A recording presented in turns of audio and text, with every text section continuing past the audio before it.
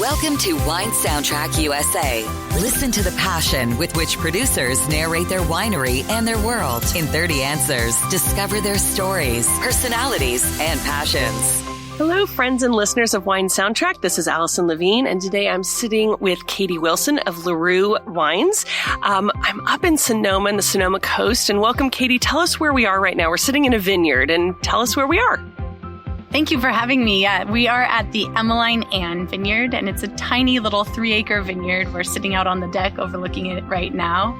And it's just about 7 miles from the ocean. So we're west of the town of Sebastopol, really on the far out Sonoma Coast, where we get a lot of fog, but also today happens to be very sunny and nice. So yeah, it's nice because it's a hot summer day, but this cool ocean breeze you can still feel here. So it's nice to be sitting out here. So tell us a little bit about LaRue Wines.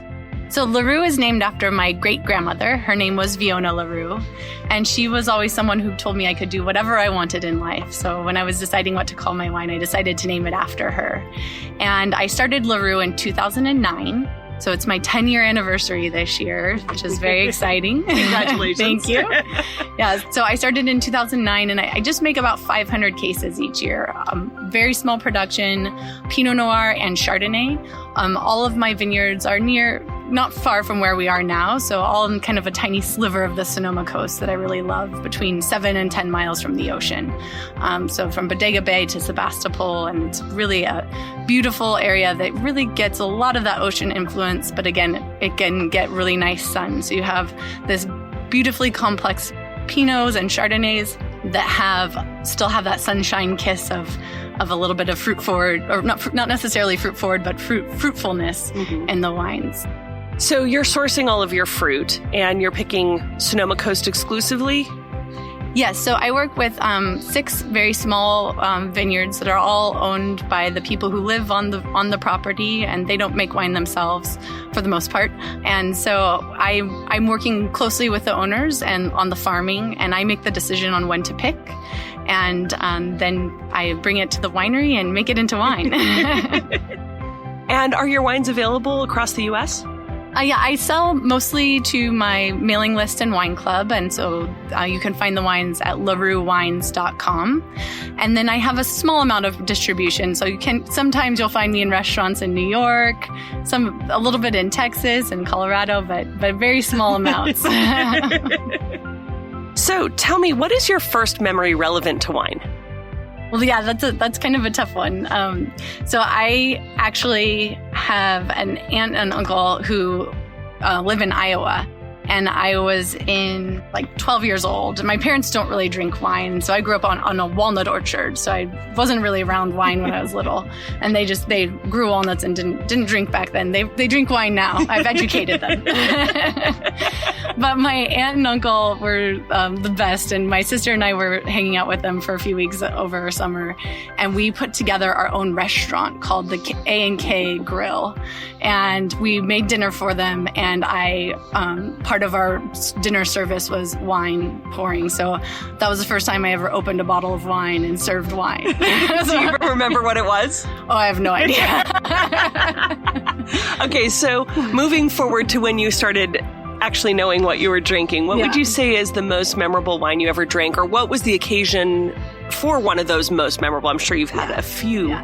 Yeah, there definitely are a lot of memories, but once I went to Cal Poly in San Luis Obispo, so I have a degree in wine and viticulture as well as agricultural business. I started there with ag business because I grew up in farming and wanted to work in agriculture, and I discovered wine when I was at Cal Poly, and I was working in the tasting room at LaRue Wines in Paso Robles, and every Christmas, Gary Eberly puts together a Christmas party and invites everybody to his house, and he lets us go down to his cellar, and he would let us go down to his cellar and pick whatever we wanted. So I wonder what he has down there. Yeah, a lot. He has a lot of wines. Or at least he did. After years of doing that, may have less. But I picked out a Heights Martha's Vineyard from my birth year, 1983. And it was really a gorgeous wine, and it was beautiful. It was really memorable. So have you had the opportunity to travel around the world and taste wines from other places? Yeah, I actually worked in Australia and also in New Zealand. So at Australia, I worked at Torbreck Wines in South Australia in the Barossa. And in New Zealand, I worked at Craigie Range in Hawke's Bay. And both were amazing experiences. I got to travel around a little bit in each country. So it was 2 different vintages in 06 and 07. And I was able to explore, and that was really, really cool. Because for me, I really think I understand wine so much more when I'm actually visiting the area and like talking with winemakers and learning about where the grapes and the wine are coming from. And then since then, I travel to Burgundy. I try to go there every other year. So, and Champagne as well. I love Champagne. So. I find it interesting that you worked in Australia and New Zealand, both at Bordeaux prominent houses, and yet here you are making Pinot. Yeah, so my path to Pinot was definitely a journey. So I worked at, my very first harvest was at Testarossa and Los Gatos in California.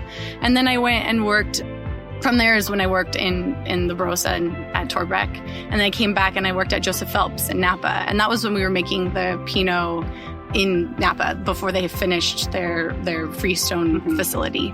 So that was my first introduction into the Sonoma Coast, to the area where I really love, which actually the Joseph Phelps Freestone Vineyard is just below where we are now. It's like a half a mile away from here. So I definitely, that first introduction in 2006 when I was at Joseph Phelps, I was like, oh, that's such a special area for Pinot Noir and Chardonnay. And so then from there, I went to New Zealand, and it definitely is more Bordeaux heavy, but we definitely made a lot of Pinot Noir there as well. They own a few vineyards in Martinborough, where there's a lot of Pinot. My favorite region of New Zealand is Martinborough. It's such a great spot. And then when I came back from New Zealand, I knew I was at the point where I had a feeling I knew I wanted to do Pinot. I like that Pinot is so finicky. It's not an easy grape to make. You can't just let it hang for an extra week and think it's going to be okay. It's going to totally change flavor if you do that. And letting it hang, meaning letting it be on the vine for longer rather than picking. I realize I'm not talking to other winemakers. So letting it hang on the vine for a week longer. A week of sun can totally change the flavor profile of a Pinot Noir. It is very difficult. It has thin skin. It's usually grown in areas that are a little bit more volatile in the weather pattern. So, for example, we can be super sunny one day and then the fog will get pulled in and we'll be socked in fog for a week. That definitely happens out on the coast here. So I really decided I really wanted to make Pinot Noir, and so that's when I started working at Flowers Winery. And Flowers Winery is on the Sonoma Coast, north of where we are now, and one of the pioneers of the Sonoma Coast Pinot Noir and Chardonnay. I was there for 2 years, and that's when I really solidified my love of this area. Traveling the world abroad, what would you say what is the best foreign wine you've ever drunk? I mean, you worked at some pretty well-regarded wineries, so that might be a hard one to answer.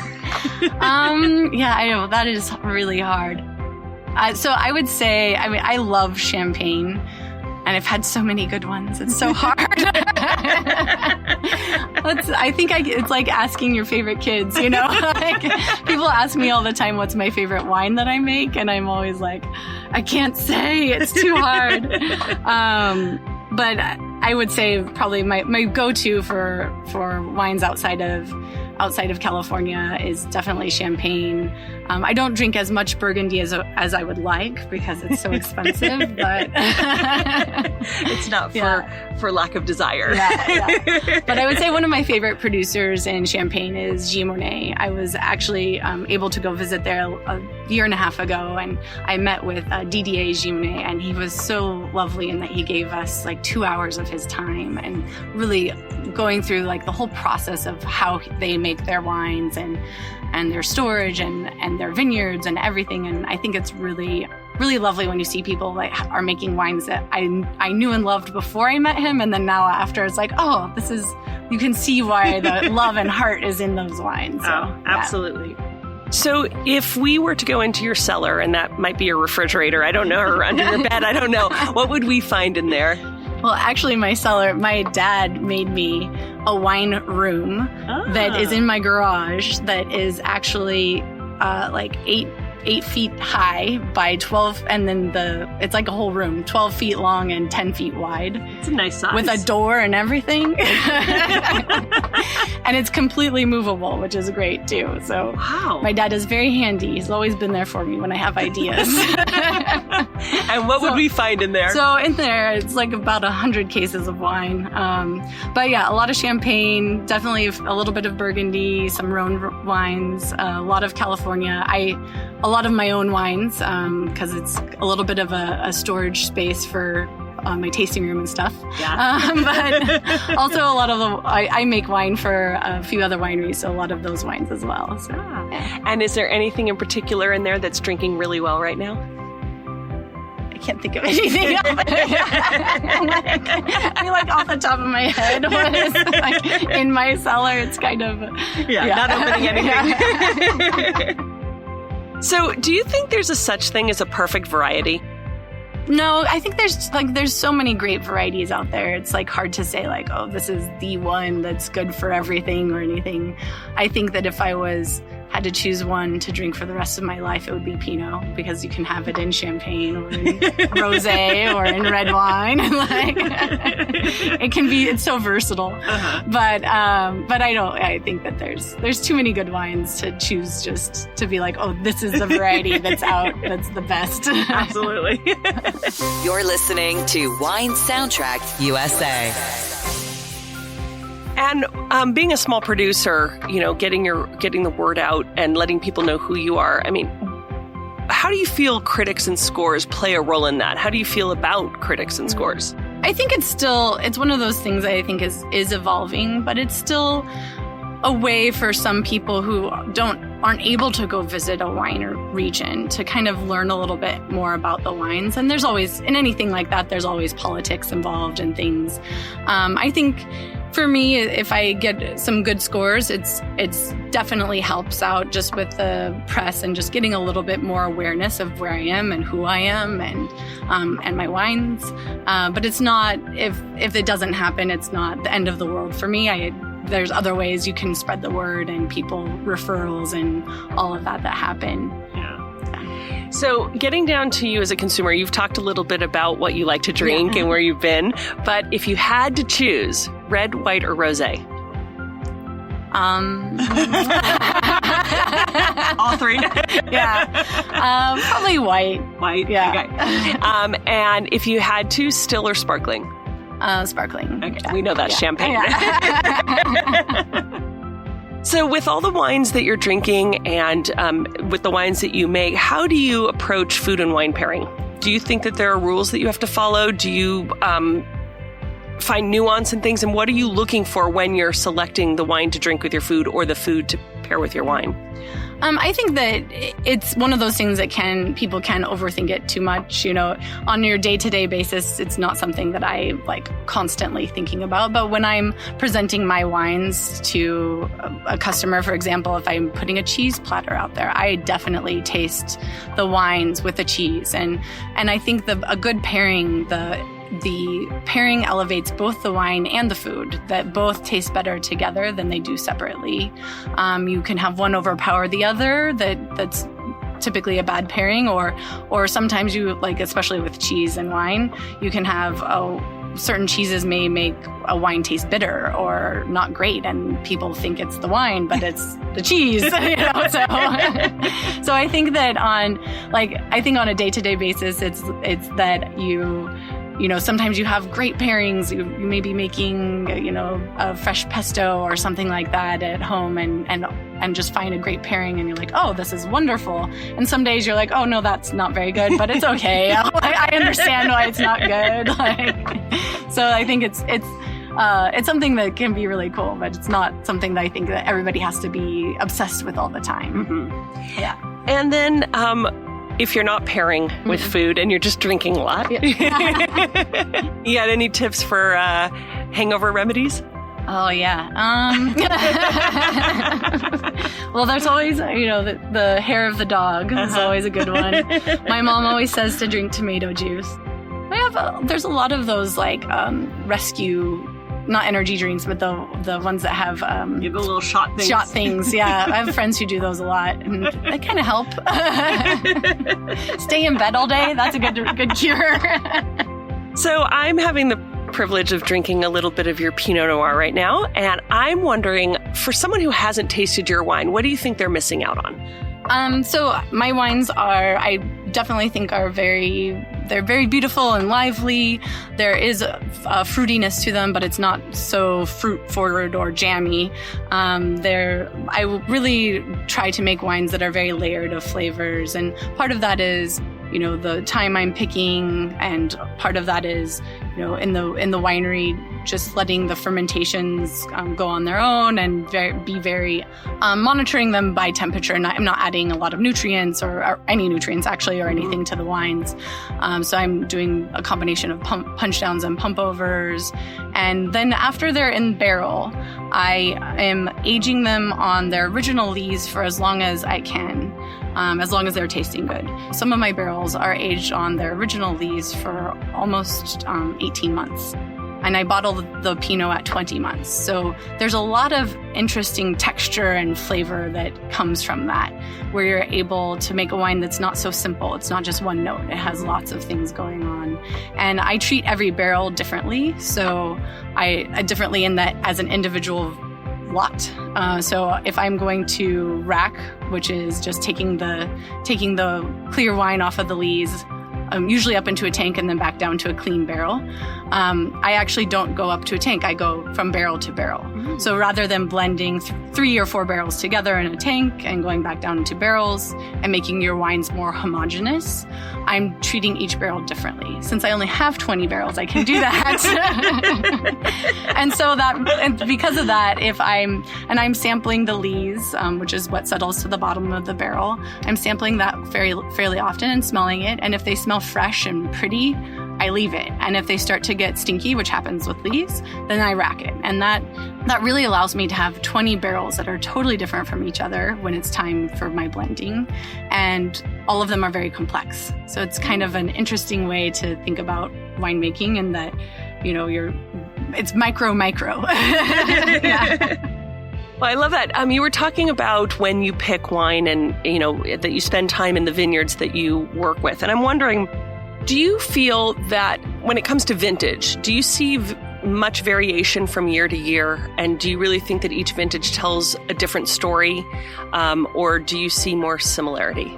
I definitely think that every vintage is very different. And I hope that when you taste my wines in a lineup that you do see a difference between the 14, 15, 16.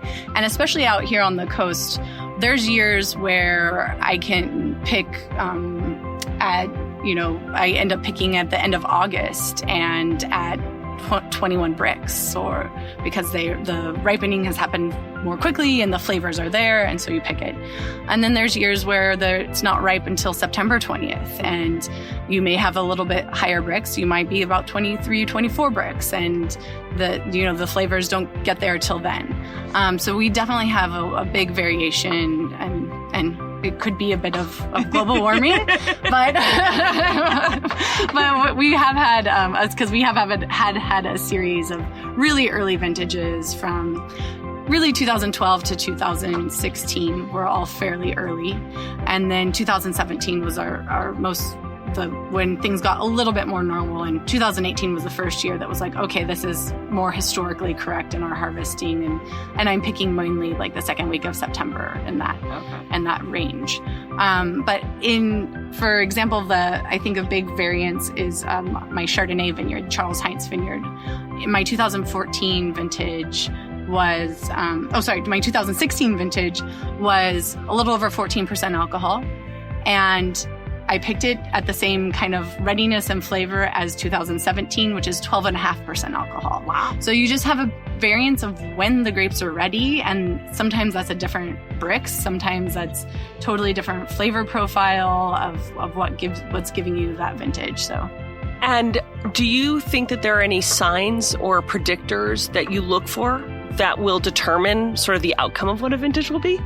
Yeah, you always can see, like, as the season is coming along, like we had a big rain in late May this year, and luckily we're not in flowering yet, but we do know that our chances of getting botrytis are going to be much higher because we have those spores are there because we had big rain and you know, the damage isn't there now, but if we get a big cold spell, we could all of a sudden have botrytis. And botrytis is just a mold that will basically ruin for Pinot Noir. It ruins the cluster and you have to cut it off. So we could potentially have a bigger loss this year when we're doing our fruit thinning because of that. Depends on what happens. So you definitely have ideas of what's going to be happening. Some years, like 2018 last year, it was one of the biggest crops in history.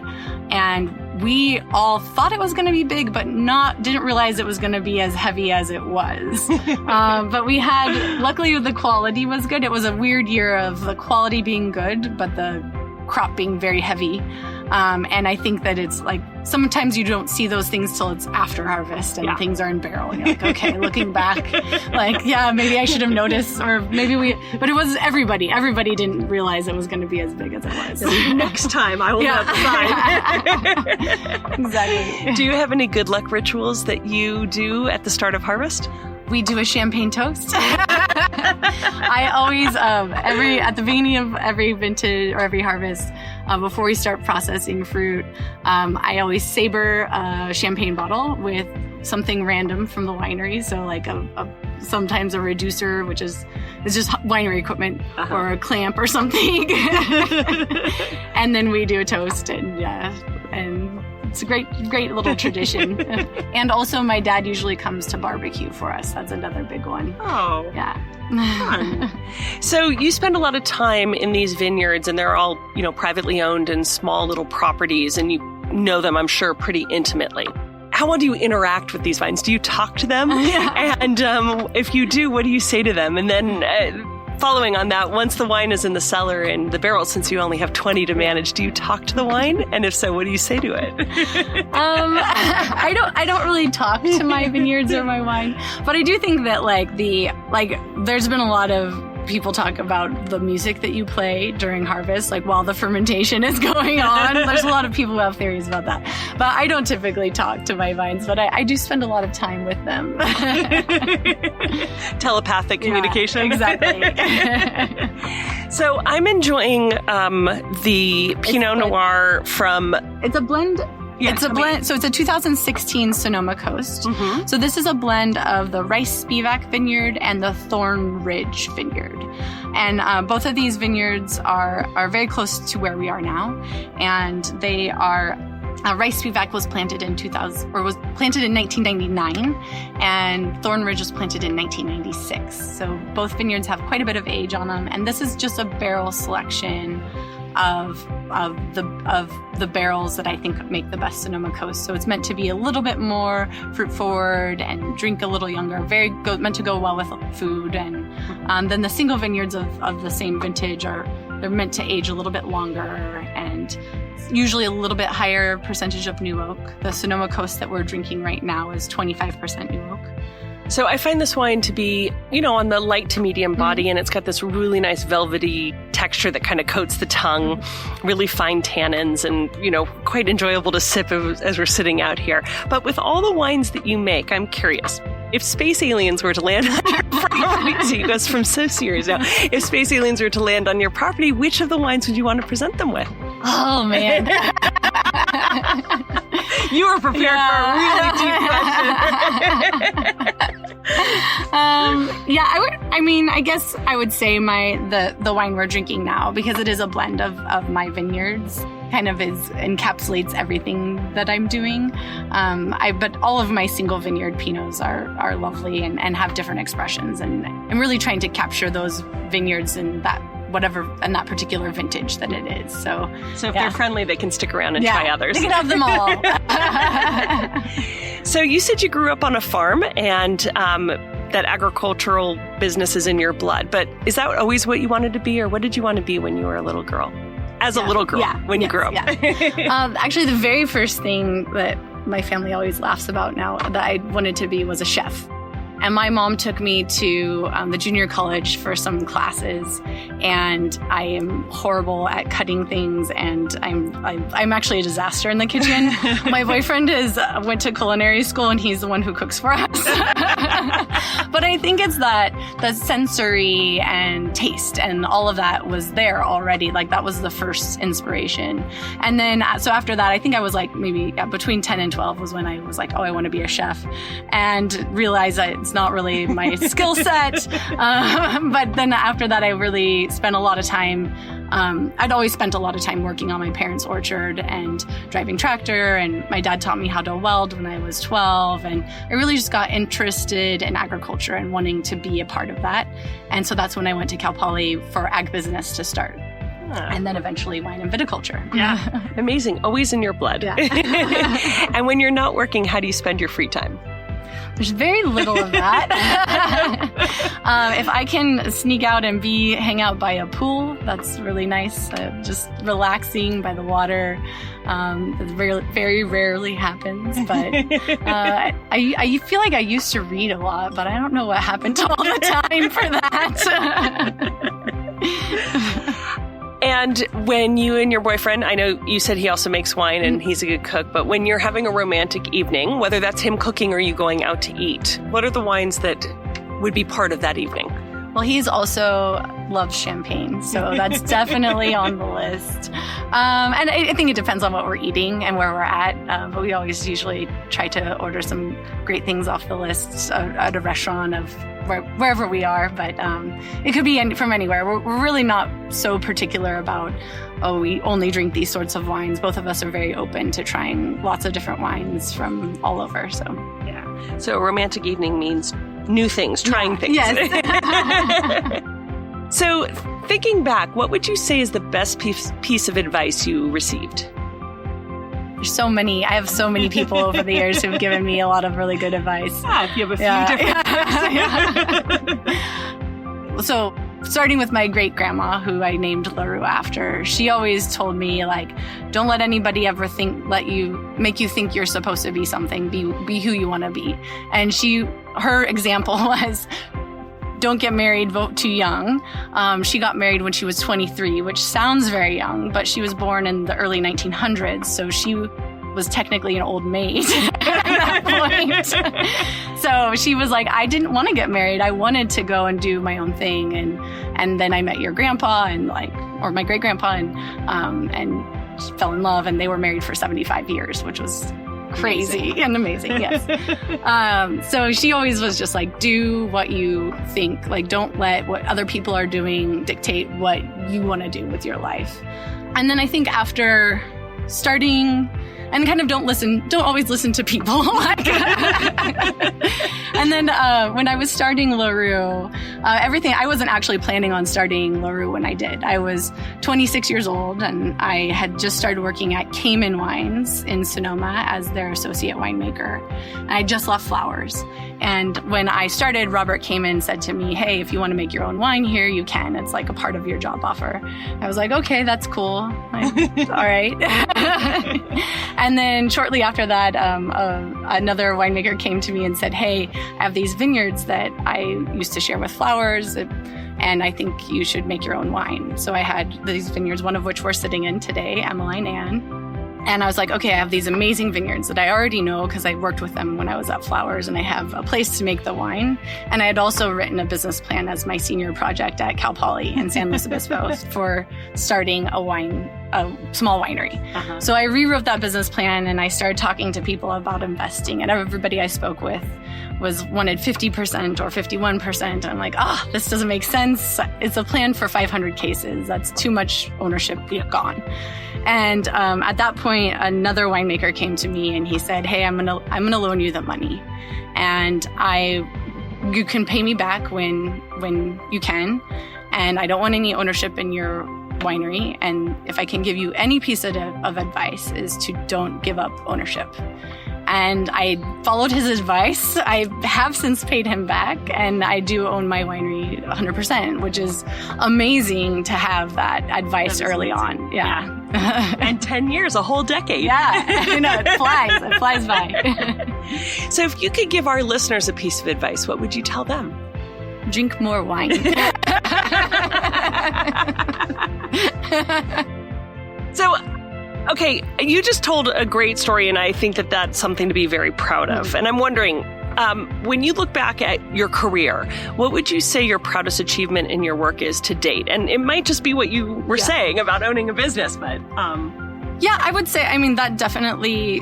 I sometimes laugh, or not laugh, but you could just like giggle or whatever it is that you do. But like I'll see my wine on a wine list, or I'll hear somebody say something about my wine. And for so long, it was just me. I didn't have anybody helping. I did I update my website myself still, and I do all my email campaigns. I do have somebody helping me part-time, and she's amazing now. But for a long time, there was nobody helping me or anything. And I would laugh because people put me in the same category as other great Pinot Noirs in Sonoma. And these are people who have full-time people working on sales. I'm like, wow, that's amazing. I'm on this wine list with you. My wine is right next to your wine on this wine list. So yeah, that's always like shocking to see. Or just like, those are those moments where like, you're like, wow, that's cool. Well, congratulations. Yeah, So complete this sentence for me. A table without wine is like? A pool without water? I don't know. Okay, so now I want you to envision that a famous person from any walk of life, living or deceased, is sitting at a table and the paparazzi capture this person sitting in a restaurant. And of course, in that image is a bottle of your wine sitting on the table. Who would you want that person to be drinking your wine? It could be living or dead. That's really hard. Any person. Maybe Albert Einstein? That seems like that'd be cool. And non-famous, I'm going to guess it would be your great-grandma. Oh, yes. Yeah. Because she never got to try the wine. She knew it was being named after her. She lived to be 98. Wow. And my great-grandpa lived a whole year longer than her and moved to California. They lived in Iowa. Moved to California, and he was at my very first release party. Aww. So he got to taste it, but I'm sure he's... Yeah. Oh, that's awesome. So you were talking about changes, obviously from vintage variation and mentioned a little bit about climate change. Where do you think we'll be in 200 years' time, 300 years' time or more? Do you think we'll still be drinking wine?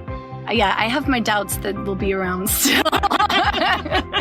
We might be underwater. I don't know. It's hard. Like, I have a hard time thinking about that, especially like listening to a lot of podcasts about Antarctica and the North Pole, and just like, wow, things are not going very well for the environment right now. And I think it is time for everybody to make big changes and think about what we're doing to our world.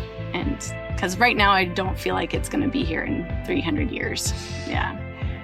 So if that were to come a little sooner and you were out on a deserted island, what are 3 wines you would take with you? There are no limitations in terms of temperature control or storage. Don't worry, it's any 3 wines. Can I just say general categories? Sure. Or because I know if you pick specific producers, that really is limiting. Well, definitely, I would take the entire region of Champagne, and and I would probably put it maybe. California Pinot and Burgundy. If I could take whole regions, is that doable? And I guess we can make up whatever we want. It's your island. Yeah. So you've had some time to travel and work abroad and things like that. What is one winemaking region in the world that you're looking to explore next? I would really love to go to Germany. I have not been to any wine regions there. And also Spain. I would really love to go around and kind of explore a little bit more there. I've been there once, but not for very long. So I also have recently had a chance to go to Portugal last year, which was amazing. Such good food and great wines. And I agree. Yeah. Well, Katy, I want to thank you for joining us today. But before we go, we do play a little game. It is called Wine Soundtrack. And you did talk about, while you don't talk to your vines, you did mention about music that you play in the winery. So let's take this one step out of the winery and when you're drinking wine, if we talk about some of your wines or some of the wines that you spoke about today, what would you want to be listening to or what does it make you think of? So let's start with that grower champagne, the one that you visited. With Gimonnet? What do I drink with that? Or what do I listen to when I drink that? Or what does it make you think of? Yeah. Oh, that's so hard. Yeah, maybe like some 70s, maybe Beatles or something like that. Yeah. I don't think I've ever heard 70s Beatles with champagne. Yeah. I like that. And then you said you're a big fan of the Martinborough region in New Zealand. So a Pinot from Martinborough. Yeah, maybe one of the, what is the New Zealand music? I'm totally blanking. What are the something New Zealand?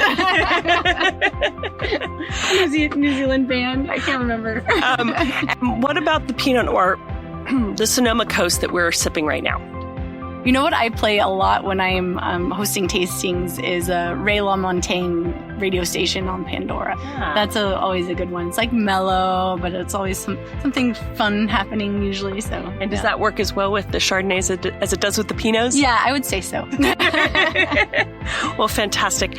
Katy, thank you so much for joining us today. And before we go, can you just remind people where they can find you and your wines and online and in person? Yeah, so you can find LaRue at LaRueWines.com, and it's LaRueWines.